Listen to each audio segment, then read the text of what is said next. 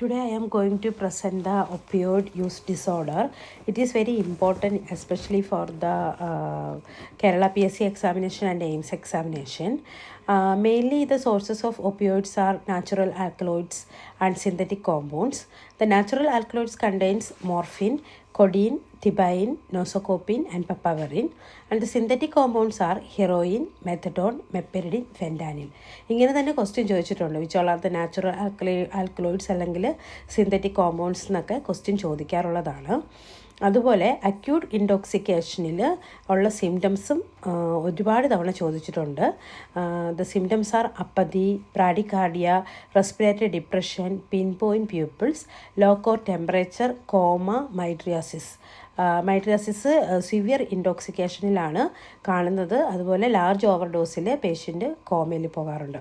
പിന്നെ ഹീറോയിനാണ് ഏറ്റവും ഡിപ്പെൻഡൻ്റ് ആയിട്ടുള്ള ഒപ്പിയോയിഡ്. അതുപോലെ തന്നെ മോർഫിനും, പക്ഷേ ഏറ്റവും ഡിപ്പെൻഡൻ്റ് ആയിട്ടുള്ളത് ഹീറോയിനാണ്. ഹീറോയിൻ്റെ മോഡ് ഓഫ് അഡ്മിനിസ്ട്രേഷൻ ഒരുപാട് തവണ കേരള PSC ചോദിച്ചിട്ടുള്ളതാണ്. അത് ഇൻജെക്റ്റബിൾ ആയിട്ടും സ്മോക്ക്ഡ് അല്ലെങ്കിൽ ചേസ്ഡ് ആയിട്ടാണ് ചെയ്യുന്നത്. അതിന് പറയുന്നതാണ് ചേസിങ് ദ ഡ്രാഗൺ. എനിക്ക് തോന്നുന്നത് കഴിഞ്ഞതിൻ്റെ മുമ്പിലത്തെ പ്രാവശ്യത്തെ അസിസ്റ്റൻറ്റ് പ്രൊഫസർ നേഴ്സിംഗ് ക്വസ്റ്റ്യൻ്റെ ഒരു ക്വസ്റ്റ്യൻ ആയിരുന്നു ഇത്. Which substance is for the chasing the dragon എന്നുള്ള ഒരു ക്വസ്റ്റ്യൻ ചോദിച്ചിട്ടുണ്ടായിരുന്നു. അതിൻ്റെ ആൻസറാണ് ഹെറോയിൻ.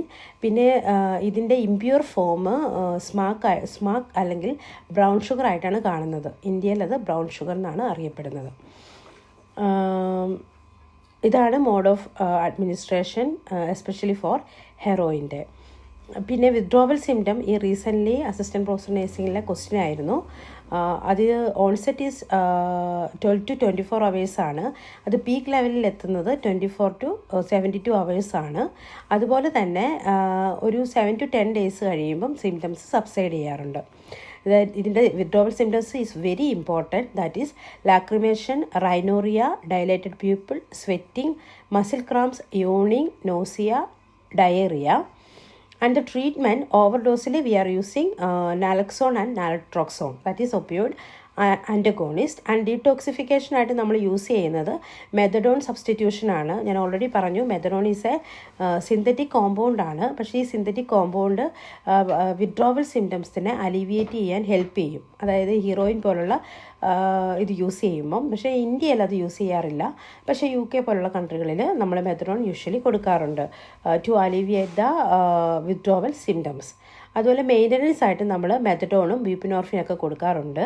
അതും എനിക്ക് തോന്നുന്നത് ഇന്ത്യയിൽ കറൻറ്റ് യൂസ് ചെയ്യാറില്ല, പക്ഷേ UK നമ്മൾ കൊടുക്കാറുള്ളതാണ്. ബ്യൂപ്പിനോർഫിൻ നമ്മളൊരു പാച്ചസ് ആയിട്ടും അല്ലെങ്കിൽ ടാബ്ലറ്റ് ആയിട്ടും സബ്ലിംഗുലായിട്ട് കൊടുക്കാറുള്ളതാണ്. മേ ബി ഇതൊക്കെ ക്വസ്റ്റ്യൻ ആയിട്ട് ചോദിക്കാൻ പറ്റുന്ന ഇമ്പോർട്ടൻ്റ് ആയിട്ടുള്ള പോയിൻ്റാണ്. പിന്നെ മറ്റൊരു ഇമ്പോർട്ടൻ്റ് കാര്യമാണ് ഹീറോയിൻ്റെ വേറൊരു നെയിമാണ് ഡൈ അസറ്റൈൽ മോർഫിൻ. അതും മറക്കരുത്. മേ ബി അതും ചോദിക്കാൻ പറ്റുന്ന ഒരു ക്വസ്റ്റ്യനാണ്. സോ എൻ്റെ ചാനൽ ഒന്നുകൂടെ പറയുന്നു, സബ്സ്ക്രൈബ് ചെയ്യുക, ഷെയർ ചെയ്യുക, ലൈക്ക് ചെയ്യുക. അതെന്നെ ഇഷ്ടംപോലെ കണ്ടൻറ് ഇടാൻ സഹായിക്കും. ബിക്കോസ് എൻ്റെ കയ്യിൽ ഒരുപാട് നോട്ട്സ് ഞാൻ പ്രിപ്പയർ ചെയ്ത് ഒരുപാട് നോട്ട്സുകളുണ്ട്. അത് നിങ്ങൾക്ക് യൂസ്ഫുൾ ആകുമെന്ന് എനിക്ക് വിശ്വാസമുണ്ട്. Thank you.